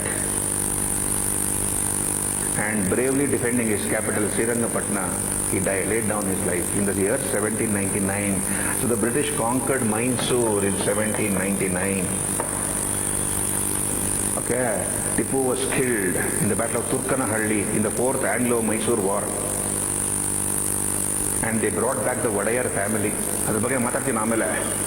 Wadayar ಫ್ಯಾಮಿಲಿನ ವಾಪಸ್ ಕರ್ಕೊಂಡ್ಬರ್ತಾರೆ. Wadayars had been ruling Mysore from 1399. They had been ruling from 1399. From the time of the Vijayanagara rulers, 1336, Vijayanagara was established. The Principality of Mysore was established in 1399. ಅಲ್ಲಿ ಆವಾಗಿಂದ ಆಳ್ತಿದ್ರು. Hyder and Tipu had snatched away the throne from the Wadayars. So they were considered to be usurpers, who had usurped the throne, taken away the throne from the Wadayars. Then the British conquered Maharashtra in 3 Anglo-Maratha wars. 1818, they had defeated the Marathas. The Peshwa was given a pension and sent away to Kanpur, to a place called Bithur near Kanpur, and they had conquered Maharashtra. and the British established the Bombay Presidency. 1818 Bombay Presidency ಸ್ಥಾಪನೆ ಮಾಡ್ತಾರೆ. Okay, then the British conquered Sindh in 1843. The British conquest of Sindh. Sindh is now in Pakistan. In 1843, they conquered Sindh. And then in 1849, they conquered Punjab. 10 years after the death of Maharaja Ranjit Singh, which is the holiest Gurudwara of the Sikhs. Here, Amritsar, Yado. Golden Temple. ಅದನ್ನ gold ಅಲ್ಲಿ cover ಮಾಡಿದವರು ಯಾರು? ಮಹಾರಾಜ ರಂಜಿತ್ ಸಿಂಗ್. ಗೋವಿಂದ್ ಸಿಂಗ್ ಅಲ್ಲಪ್ಪ, ರಂಜಿತ್ ಸಿಂಗ್. ಮಹಾರಾಜ ರಂಜಿತ್ ಸಿಂಗ್. ಒಂದೇ ಕಣ್ಣು ಅವ್ರಿಗೆ. Tiger Pataudi ಥರ. ಇನ್ನು ಟೈಗರ್ ಪಟೋಡಿ, ಇನ್ನು why is called Tiger Pataudi? Tiger Patodi was the Nawab of Patodi near Delhi. He is the father of Saif Ali Khan Patodi, who was married Kareena Kapoor. Tiger Patodi, ಏನಕ್ಕೆ tiger ಅಂತ ಹೇಳೋದು? ಒಂದೇ ಕಂಡ್ರಿ ಅವ್ರಿಗೆ, ಒಂದೇ ಕಣ್ಣು. He was the captain of Indian cricket team, men's captain. ನಮಗೆ ಎರಡು ಕಣ್ಣಲ್ಲೇ ಕಾಣಲ್ಲ ಬಾಲು. ನಾನು ಕ್ರಿಕೆಟ್ ಆಡಿದ್ದೀನಿ, ಎತ್ತರ Balu. Somebody bowls fast, you can't see the ball. Okay, ಅವನು ಒಂದು ಕಣ್ಣಲ್ಲೇ ಮ್ಯಾನೇಜ್ ಮಾಡ್ತಿದ್ದ. ಆಯ್ತಾ? That's why it's called, and he has scored many runs, many times he has played innings and he has won the match for this country. Tiger, that's why it's called Tiger Patodi. ಆ ಥರ we have a king of Punjab called Ranjit Singh, Maharaja Ranjit Singh. When he was a 5-year-old boy, he lost his eye because of a smallpox infection. Disease, he lost one of his eyes. He became the Maharaja of Punjab. Okay, 1799, Maharaja of Lahore. And he became Maharaja of Punjab. He was the one who covered the Harmandir Sahib in Amritsar in gold. He had the second strongest army in Asia. Not India, Asia. After the army of the East India Company. And you have a number of mercenary soldiers who worked in his army. Mercenary soldier andre yaru gotta? Mercenary soldier is somebody who will fight for money. Who will fight for money. He doesn't have the feeling of nationalism. For example, I have hired about 1,000 soldiers to fight for me. I have given them, let us say, 50,000 rupees as their salary to fight for me. Okay, you are another king. You will tell my soldiers, 1,000 of them, I'll give you 1 lakh, you come to my side. They will jump to your side and they'll fight against me. They're called mercenary soldiers. So you have Americans, Irish, French soldiers and officers who were working in his army. Maharaja Ranjit Singh, Gurkhas, Dogras, Pathans, okay, they all worked in his army. He had the second strongest army in Asia. After that of the English East India Company. Till he was alive, the British dared not conquer Punjab. Because he was such a strong and powerful ruler with such a strong army. He died in the year 1839. Within 10 years they conquered Punjab, the British. In 1849, they conquered Punjab. So by 1850, the Britishers were the masters of this country. This is what we are going to study in the second chapter. Interesting idea? Interesting idea? This is the second chapter. You'll know it. So British conquest of India. ಏನನ್ನ ಹೋಗ್ತಪ್ಪ? Karnataka, later Mughals, Carnatic Wars, the British conquest of Bengal, Plassey, Buxar, dual system of government, the British conquest of Mysore, Hyder Ali, Tipu Sultan and 4 Anglo-Maratha Mysore wars, the British conquest of Maharashtra, the rise of the Peshwas, third Battle of Panipat, and of course we have the 3 Anglo-Maratha wars. And by 1818 they conquered Maharashtra. British conquest of Sindh, 1843. British conquest of Punjab, 1849. They were the masters of this country. The third chapter is economic impact of British rule. Economic impact of British rule. So in this chapter, what do we study? Economic impact of British rule. Economic impact of British rule.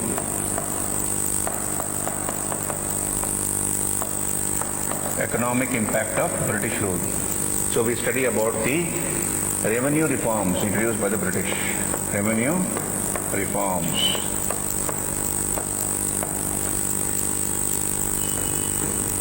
Revenue reforms introduced by the British. The Zamindari Bandobast, the Mahalwari Bandobast, and the Rayatwari Bandobast.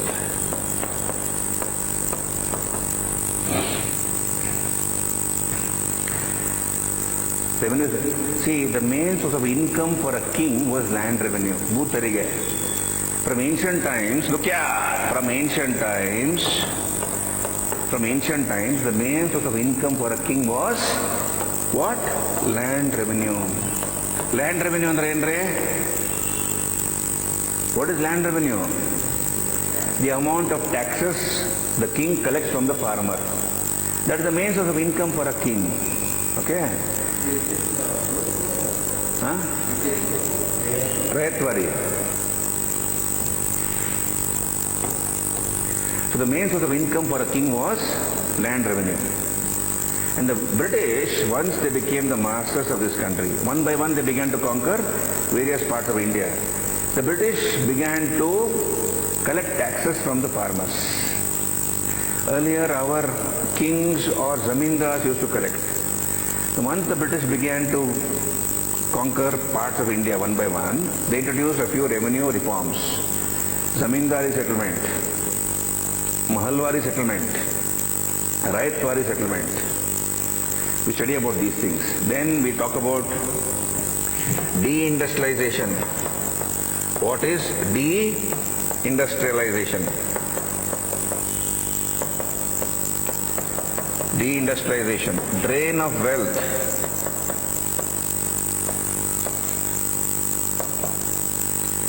Deindustrialization, drain of wealth. Okay. Etc. All these things we will discuss as part of the economic impact of British rule. Economic impact of British rule. How the British systematically ruined this country economically, how they began to exploit our country.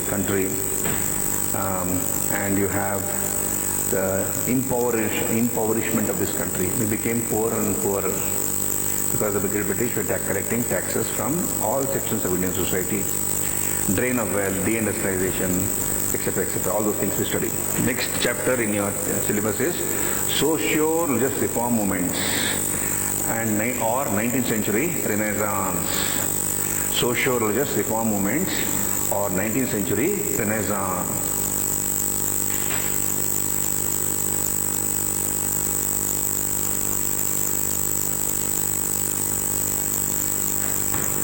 Socio-religious reform movements or what is called 19th century Renaissance. Okay, now what is this? What do we study in this chapter? See, from ancient times we had a number of corruptions in our society and religion. We had a number of corruptions.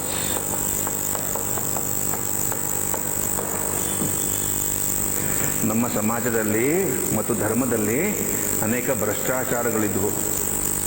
The number of corruptions in our society and religion from ancient times. Can you name some of them? What are the corruptions you can think of in our society? Let us say sati. Corruptions. Really? What do you think of corruptions in our society? What is sati?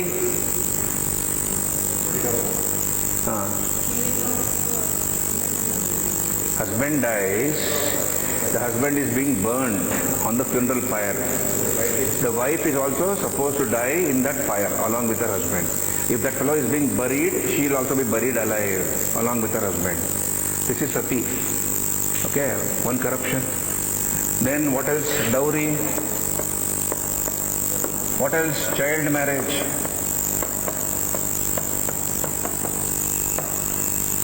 Female infanticide.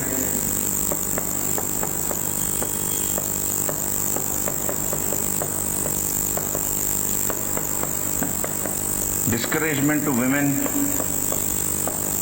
discouragement, denial of women, of property. They were denied property rights in the family, equality, education. What else? Caste system, very good. Anything else apart from caste system? Untouchability. ಬರ್ಕೋತಾ ಇದ್ದೀರಾ? Untouchability.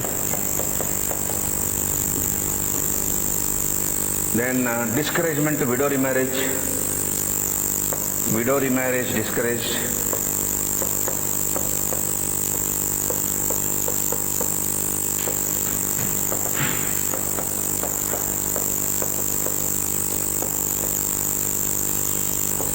Discouragement to widow remarriage.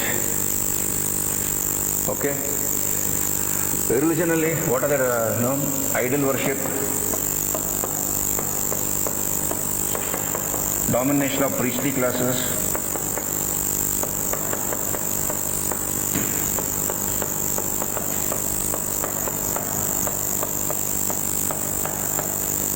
bloodletting,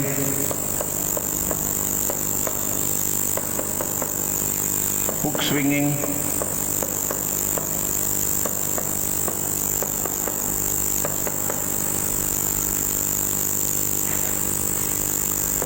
then denial of entry,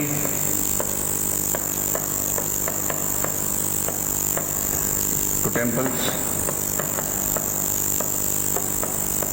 etc. Alvindre? So, sati, dowry, child marriage, female infanticide. What is female infanticide? Killing the girl baby. Okay, Bruna Hatya, killing the girl baby. Discouragement, denial of women, property, they were denied property rights, equality in the society, education. Okay, then caste system was there, untouchability, widow remarriage, discouragement to widow remarriage. In the religion as a religious aspect, there was idol worship, as if God is found only in the idol, not anywhere else. So it is considered to be a corruption. Domination of the priestly classes, distortion of scriptures,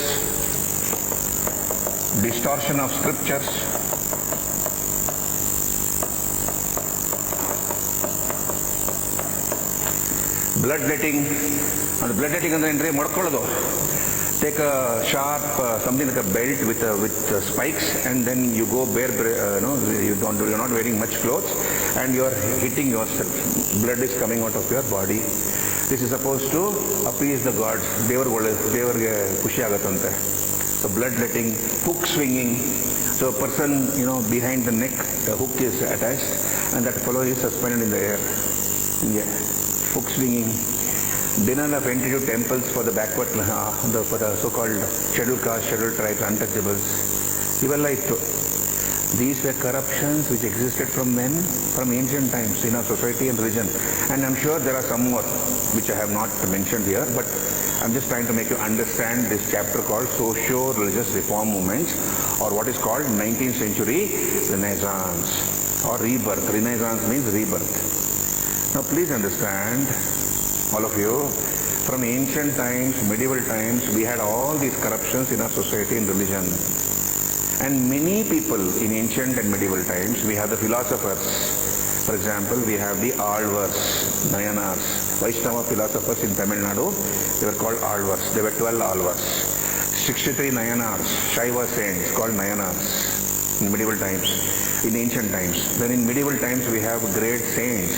Like for example, Ramanujacharya, Shankaracharya, Ramanuja, Madhvacharya, okay, Vallabhacharya, Chaitanya Mahaprabhu, Kabir, Surdas, Tulsidas, Chaitanya Mahaprabhu, Dadu Dayal from Rajasthan, Narsingh Mehta. So these are number of saints who spoke about social equality. They condemned all these corruptions. They condemned all these corruptions in our society and religion. They said everybody is equal before God.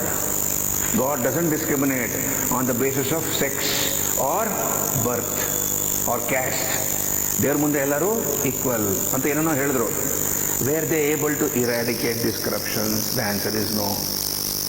But in modern times, during the British rule, a handful of Britishers were ruling this country. 300 million people we were there during those days. And the British were ruling a huge country like India. And within India, some people began to think, what is the reason that the British, who are so less in our population, are able to rule this huge country of ours? They felt it is because of our inherent defects. There is some defect in our society and religion. And that is the reason why the British are able to rule over us. And many of these reformers, they were exposed to Western education, Western culture. They had gone abroad. They came from rich families, zamindar families. Okay, so they were sent abroad to Europe and America for higher studies, for post-graduation, okay, doctorate. And they were exposed to Western philosophies, democracy, rule of law, social equality, civil rights, human rights, freedom of speech, freedom of religion, etc., etc. And they came back with all those ideas. Okay, they had a rational mind, scientific brain now. They had studied. They were able to analyze. They were able to decode what the British were trying to do here in India. They were able to decode our society and religion. And they began to condemn all these practices. Okay, they said this is not there in our scriptures. This has been distorted. Vedas, Puranas, Upanishads, they have not mentioned all these corruptions. Where is it? Why are they existing in our society? And we have people like Rajaram Mohan Roy. Rajaram Mohan Roy, he's called the first modern man. He established one organization called Brahma Samaj. He was a person who was a Brahmin. Look here, he was a Brahmin, and he saw his sister-in-law being burned as sati. His brother died, elder brother died, and his sister-in-law was very close to him. Okay, and he was a witness to her being forced to commit sati, and his heart, burned when he saw that gory scene. And he decided, I will oppose this unjust measure. And Rajaram Mohan Roy, he knew more than 10 languages, including Sanskrit, English. He wanted to know what is there in the Bible, and the Holy Bible is in which language? Hebrew language. He learned Hebrew to study the Bible in the original. The Holy Quran is in which language? It is in Arabic language. He learned Arabic to study the Quran in the original. Atra brainy person.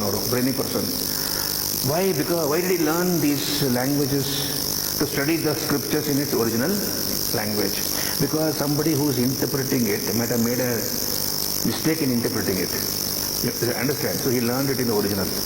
And he knew Sanskrit also. He had read the scriptures, the Vedas, Upanishads, Puranas. And when the Brahmin said Sati is there in the Vedas, he showed me where it is. I've read the Vedas, I've read the Upanishads. So he began to question that. And he opposed it. And because of the efforts of Rajaram Mohan Roy, we have William Benting, the British officer, Viceroy William Benting, who outlawed Sati, who banned Sati. So he promoted Western education. He played a great role towards journalism also, brought out a number of newspapers. Okay, he was an internationalist, took into consideration many various movements going on in other parts of the world, and he gave his support to that, etc., etc. We'll talk about Rajaram Mohan Roy and the Brahma Samaj, the Dayananda Saraswati and the Arya Samaj. Swami Dayananda Saraswati and the Arya Samaj. Then Swami Vivekananda, Ramakrishna Mission and Swami Vivekananda. One particular thought of Vivekananda has stayed with me. Arise, awake, and stop not till the goal is reached. And then one more thing. He says, anything which makes you weak, you reject it. Anything which makes you weak, you reject it. He was a great inspiration of the youth of those days, Swami Vivekananda. He died at the age of 39. He was a disciple of Ramakrishna Paramahamsa.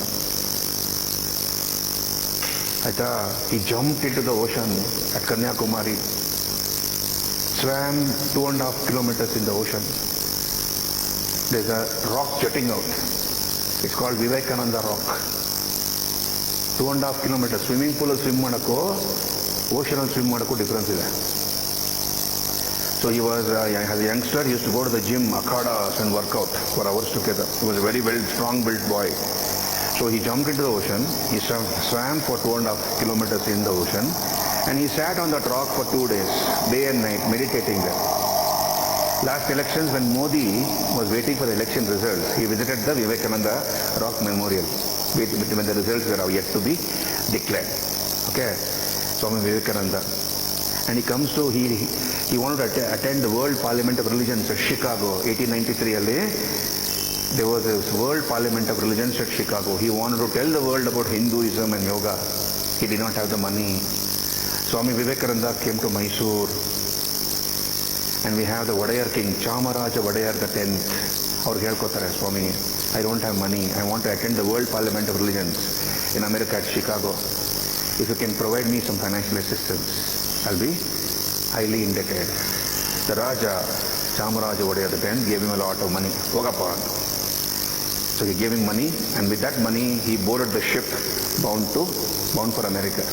And on the ship he met one gentleman, Parsi gentleman. His name was J.R.D. Tata. Jamshedji, Rustamji,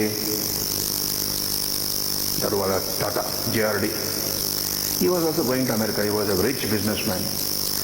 And he saw Swami Vivekananda in his saffron robes, okay, on the ship deck. And they got talking. And Swami Vivekananda's talk impressed J.R.D. Swami Vivekananda advised J.R.D., you're such a rich man, you should give importance to science and research in India. We should develop our country's science and research. When he advised J.R.D. Tata, he was very much impressed. He came back from his American tour, J.R.D. He came back to India, went to Mysore, met the Maharaja, Nalvadi Krishnaraja Wadayar the 4th. Please grant me some land. I want to start a research and technology center. The Maharaja gave him land in this city, Bangalore. And thus was established the Tata Institute, which is now called Indian Institute of Science. ನಾನು ಚಿಕ್ಕ ಹುಡುಗ ಇದ್ದಾಗ, college ಹುಡುಗ ಇದ್ದಾಗ, I used to go running there. I stay nearby Indian Association Science Campus in Malaysia. So I used to go running for jogging in those days. If you go there, you have the huge statue of J.R.D. in the quadrangle. So this is the story behind it.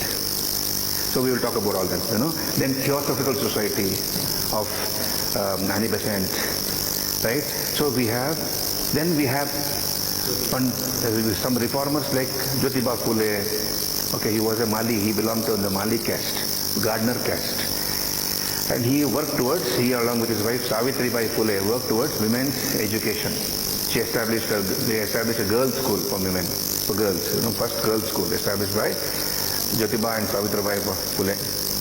Then we have a person like Pandit Ishwarchandra Vidyasagar. He was a teacher and later became a principal. In those days, there was discouragement to widow remarriage. If a Brahmin girl becomes a widow, those days child marriages used to be there.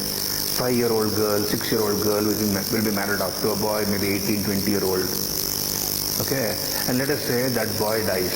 He got some disease, he meets with an accident and dies. That girl who is so innocent, 5, 6-year-old girl, has to remain a widow for the rest of her life. Brahmin girl. For lower caste girls, there was not a problem. The family will find another boy and get her married. So in fact, lower caste girls had more freedom. They'll go to the village, they'll go to the farm, work on the farm, attend the shanty, okay, attend the festivals, and participate in all the ceremonies. But Brahmin girls, widows, there was a taboo. She was disheveled. Tale bolspudoru. Yakre? Chanag kante irlilla anta. Because hair is also an attraction for the opposite sex. Have you seen Lux ad? Lux. In Islam, the girls cover their hair. It's part of their religion. Because hair is also attractive to the opposite sex. So she's disheveled. So that she looks ugly. She'll be given a separate quarters to stay. She cannot mingle with other family members. Young girl, 5, 6-year-old girl. She can't play. She can't attend festivals. She can't wear new clothes. And partake in the sweet. Avage tangalanna. Bere tara food. And throughout life, that girl is discriminated. Imagine what will happen to her emotional and mental state. She is exploited, in other words.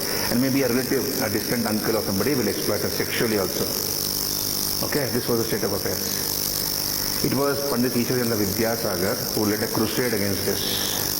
He said, it is not mentioned in the scriptures. Widow remarriage should be allowed. And with his own money, he performed the first widow remarriage for a Brahmin girl. He found a boy for that Brahmin widow and performed her marriage. He was stoned by the conservative sections. He was beaten up, black and blue, with rods and sticks. Stones were thrown at him, but he still persisted.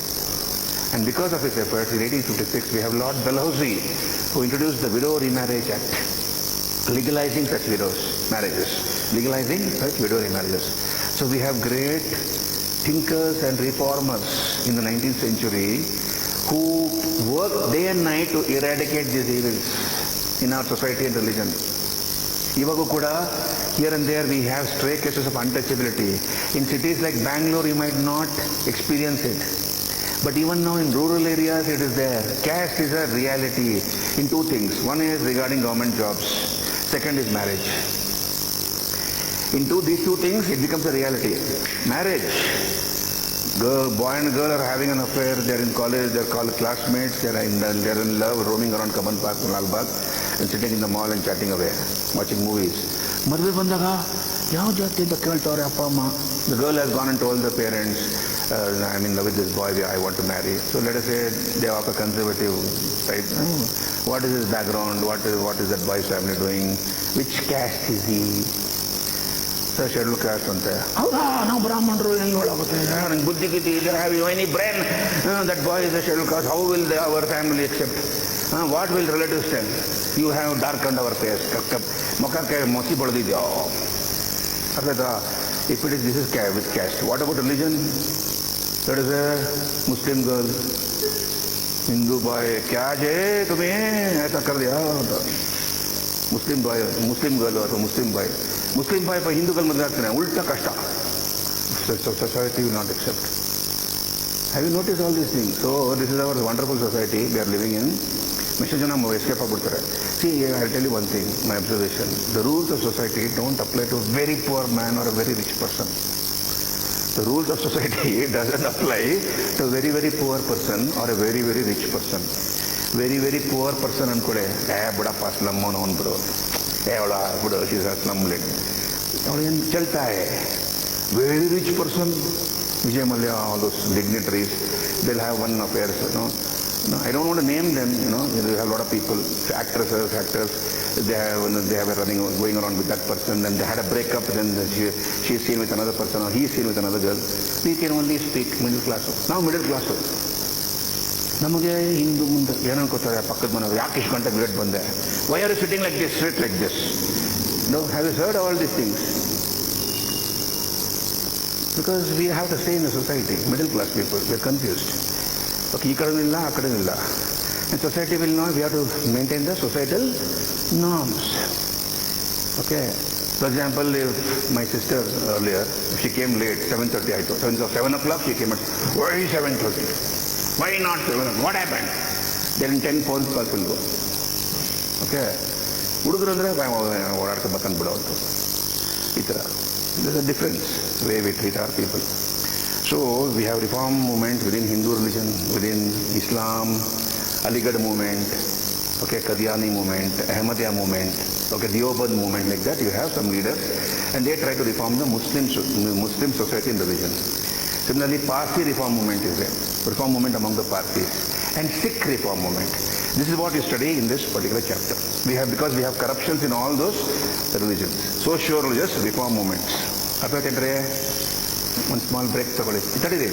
ಇವಾಗ I lost 40 minutes not because of my mistake. I will not blame anybody. But we started at 9:10 instead of 8:30. Now it is 10:50. 10:30 I should have given you half an hour break. ಏನು ಮಾಡೋಕ್ಕಾಗಲ್ಲ. Half an hour break ತೊಗೊಂಬನ್ನಿ. I'll start at 11:20. Is it fine? Ideally speaking, I should have given a break. What time? No, time is alla. Wait. 8:30 to 11, no, 2.5 hours. Then half an hour break, and then again we go for another 2.5 hours. So I have another 10 minutes. I will continue. Hold on. Sorry for that. ನಾನು 2 hour class ಆಗೋಗ್ಬಿಟ್ಟೆ. ಅರ್ಥ ಆಗ್ತಾ ಇದೆಯಾ? ಇದು interesting ಇದೆಯಾ? Hello You're getting an idea what all we study. Okay, now look here. Revolt of 1857, next chapter. Revolt of 1857.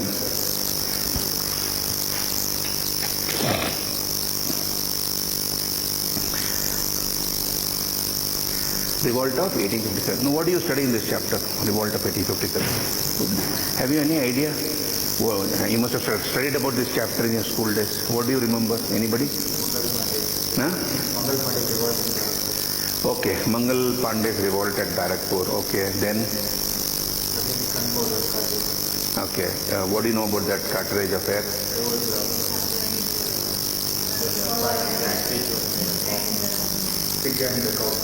Okay. Okay. Very good, very good. Okay, good. So, in 1857, there was a mutiny, okay, in the British Indian Army. Now the question is, what's a mutiny?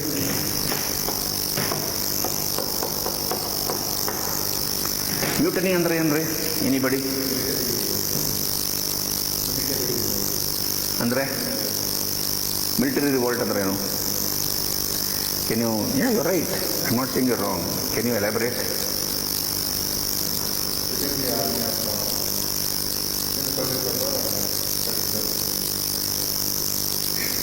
Can you put it in a proper manner? You're an engineer, huh? Mutiny andre? Very good. First time anybody has, you also answered correctly, but he hit the bullseye. In the armed forces, it is the responsibility of the soldiers to accept the orders of their superior officers. Once a decision has been made, they are bound to listen. They cannot digress from that. You understand, right? For example, let us say I am the commanding officer of your unit. I am the CO, commanding officer.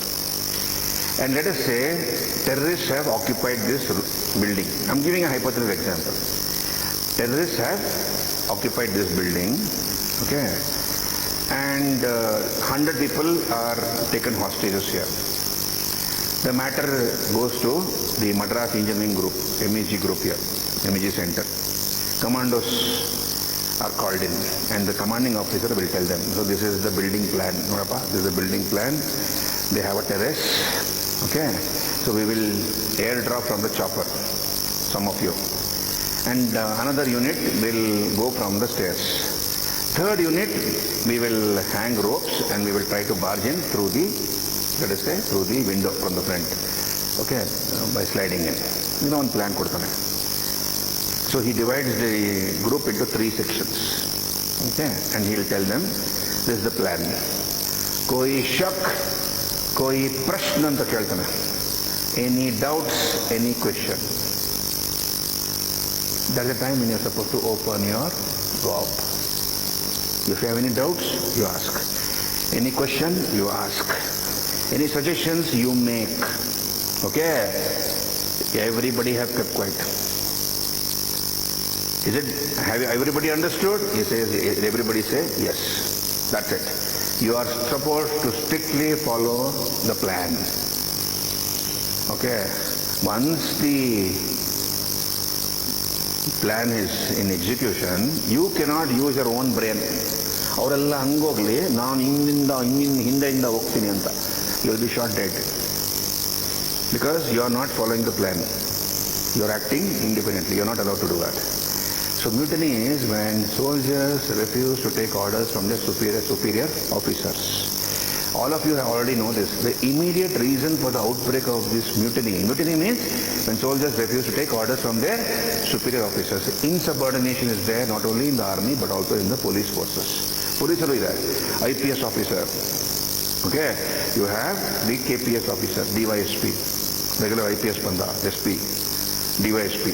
SP is telling the DYSP, this is the order, follow, that's it, you have to do it. DIG is telling the SP, ಮಾಡುವಂತ ಮಾಡಬೇಕು, ಯಾಕಂದರೆ superior officer. He can ask some doubts, questions, but then most of them, it has to be followed. How can IG will order the DG like that, DIG like that. Okay, so this is there in the armed forces as well as in the police. Now the question, there were many other reasons for the revolt of 1857. The British had established an army, okay, where all the officers were Britishers and the soldiers were Indians. ಅವರು ಸಿಪಾಹಿ, ಹಿಂದಿಯಲ್ಲಿ ಸಿಪಾಹಿ, ಇಂಗ್ಲಿಷಲ್ಲಿ ಸಿಪಾಯಿ. इंग्लिशली सिपाही, हिंदी में सिपाही. Sipahi revolt. The point is, you have political, social, economic, administrative reasons, religious reasons, political, social, economic, religious reasons for the revolt of 1857. All sections of Indian society. British had been ruling from 1600 to 1857. Okay. They were in India for more than 250 years. And in this long period of British existence in this country, all sections of Indian society had been adversely affected by British rule. Farmers, soldiers, artisans working in small scale and cottage industries, the Rajas who had lost their kingdoms, the Zamindars who had lost their Zamindaris. Okay? Everybody had been affected adversely, including the British Indian soldier, who was an Indian soldier working in the British Indian Army. He was also affected. Promotions not given above the rank of a Subedar. Indian cannot be promoted above the rank of a Subedar. How much ever experienced you might be, how much ever bravely you might have fought and brought victory to the British, you will not be promoted above the rank of a Subedar. You have casteism within the British Indian Army. See, please understand, a soldier is a peasant in uniform. That is the case then and that is the case even now. An ordinary soldier, Sainika, Yaravano, Raitana Maga, he is the son of a peasant, farmer. Nanu, Ninu, Nivu, Vogala. You will not join the army as a soldier. You might want to join the army as an officer. IMA Martini, Indian Military Academy, I will join. NDA I will do, and I will join the armed forces if you are interested as an officer. Will you think of joining the Indian armed forces as an ordinary soldier? No.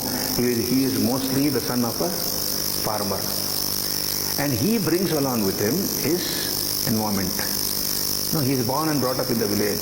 They are used to hard labor. He has seen his parents work day and night on the farm under the hot sun. He is used to hard labor. They work, and you understand, they are used to that. And a soldier is a peasant in uniform. He is a farmer in uniform. And in a village, you have caste discrimination. Those days also it was there. If you are lower caste, you cannot use the temple. Those days I'm talking about. You cannot use the temple there. You will not be allowed to enter the temple. You will not be allowed to use the village well, the village common well. You will have to use a separate well or a separate tank, etc., etc. And there is also discrimination with respect to food. Non-vegetarians will eat separately. Vegetarians, he will eat separately. And the British had allowed initially people to display their caste marks. For example, a Brahmin can keep his juttu tuft. Tale polskondo, he can keep his tuft. He can keep his Janavara, Yagnopavita, Upanayana. He can put a nama or a kumkum. Okay? And he will also have a small temple inside his barrack. He'll keep a photo or an idol of his god or goddess. He will pray, gante barstane, mangalarti martane, belage stana madkondu. He'll take a bath. Okay? He will put his kumkum, etc. He will do his mangalarti. And then he will wear his uniform and come. Let us say I'm a Brahmin, you're a lower caste soldier. I will not eat with you. I will maintain my distance from you. This was there. And let us say I'm a Hindu, you're a Muslim. Again, I will not mingle freely with you. Okay, as I told you, a farmer, a soldier is a peasant in uniform. He brings along with him his environment. And the British initially had respected those things. They had allowed them to display their caste marks. But they introduced certain laws later, wherein you could not display your caste mark. In Brahmana agidra irle, you should look the same. You cannot keep your tuft. You cannot put a kumkum. You cannot put your pangnama. You cannot show your janavara. Okay? You understand? And then they made a law that if you're posted abroad, you are supposed to go. Those days, if you're posted abroad, that meant losing caste. That means losing your caste, particularly for an upper caste sepoy, Brahmin sepoy, soldier. Why he considered it as losing caste? See, a Brahmin soldier, he'll require some puja material to do puja. Sandhya Vandana, he'll require puja materials. Okay, he will require kumkum, etc. He'll eat only the vegetarian food. Let us say he's posted in Afghanistan, he's posted in Burma or some other country. ಎಲ್ಲಿದೆ ಪೂಜಾ material ಗಂಟೆ ತಗೊಳಕ್ಕಾಗಲ್ಲ ಪೂಜಾ ಕುಂಕುಮ ಇಲ್ಲ okay he doesn't have anything what to do and he will not get anna mosaru he has to eat non veg can he go hungry for any length of time no he has to eat non veg he has no choice and ಒಂದು ಸತಿ ರುಚಿ ಹಿಡಿದ್ಬಿಟ್ಟ he has to eat let say is getting chicken okay or mutton fry chicken kurma biryani as tasted it ಮಸ್ತಾಗಿತ್ತಲ್ಲಪ್ಪ ನಾನು ಯಾವತ್ತೂ ತಿಂದಿರಲಿಲ್ಲ ಈ just by thinking is getting water in his mouth ವಾಪಸ್ ಬರ್ತಾನೆ ಅದೇ ಕೇಳ್ತಾನೆ ನನಗೆ ಅದೇ ಬೇಕು ಯು ಅಂಡರ್ಸ್ಟ್ಯಾಂಡ್ ನಾ and he goes to his village and will tell his family members and I was in Burma they gave me chicken kurma mutton fry ನಂಗೆ ಅದೇ ಬೇಕು ತಾನು ಕೇಳಿದೆ ಇಡೀ ಫ್ಯಾಮಿಲಿನ ಕೆಡಿಸ್ತಾನೆ ಇವನು ಅಂತ ಎದುರು ಕೇಳ್ತು it you understand he will not only he has not only got spoiled he will also spoil his family members and friends ಅವ್ರಿಗೂ ತಿನ್ನಕ್ಕೆ ಕಲಿಸ್ಬಿಡ್ತಾನೆ ಅದಕ್ಕೆ people were excommunicated they were ostracised in the village if I have come from abroad, I will not be allowed to enter the village, or nobody will talk to me or have any relationship with me and my family in the village. Understand, na? Because I have gone abroad. Kinkamanone 100%. He has done something else which he would have otherwise not done in this country. Tanu halada berorgu kedisda. So yenagutte, nobody will talk to that family because the brother has or the father has gone abroad and come. Nobody will give their daughter in marriage to that family or take a son from that family in marriage, etc., etc. So they were afraid of all these things. Right? And of course, the most important reason is the cartridge affair. And the British soldiers, British officers, young officers like you people, youngsters, they used to use derogatory words. Suvar anta kariyoru. They'll call that suvar. They'll learn some bad Indian language. So they'll address the Indian soldier as suvar. Hey, suvar idhar aao re. Nanuk suvar anta nenu. Okay. And this fellow is an elderly Indian soldier from the village, and this young fellow is just 20-21, British officer. He's addressing him as suvar, pig. Okay, he's kicking him, using other foul language. This fellow was very, very angry, and there was discrimination in pay and service conditions. Food, pay and service conditions, discrimination. Fresh bread, butter, jam for the Britishers. You're old food, stale food. Okay, immediately promotion for the Britishers. Within 2 years he becomes a captain or a colonel. And here this fellow has been working from last 20 years, he is still a subedar. They did not like it. And then the most important thing is the introduction of the Enfield rifle. The pattern 1853 Enfield rifle musket anta. A new rifle was introduced by the British in the year 1853. You know what is AK-47? There is a very famous rifle called AK-47, AK-53, AK-56. AK andreno, Alexei Kalashnikov, the inventor, name of the inventor, Russian, Alexei Kalashnikov. 47 andreno, year of manufacture, 1947. So that machine gun was invented in 1947 by Alexei Kalashnikov, and that's AK-47. AK-56, Alexei Kalashnikov, 1956, year of manufacture. Similarly, I have the pattern 1853 Enfield rifle musket, invented in the year 1853. It replaced the brown bess, and it was a rifle which had one cartridge. Sorry, I have run out of time. We'll talk about it in another half an hour. We'll meet at 11:25, okay? And continue for another 2.5 hours. I'll finish the overview and then we will start with the first chapter.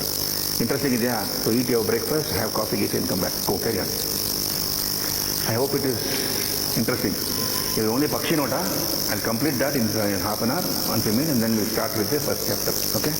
Right.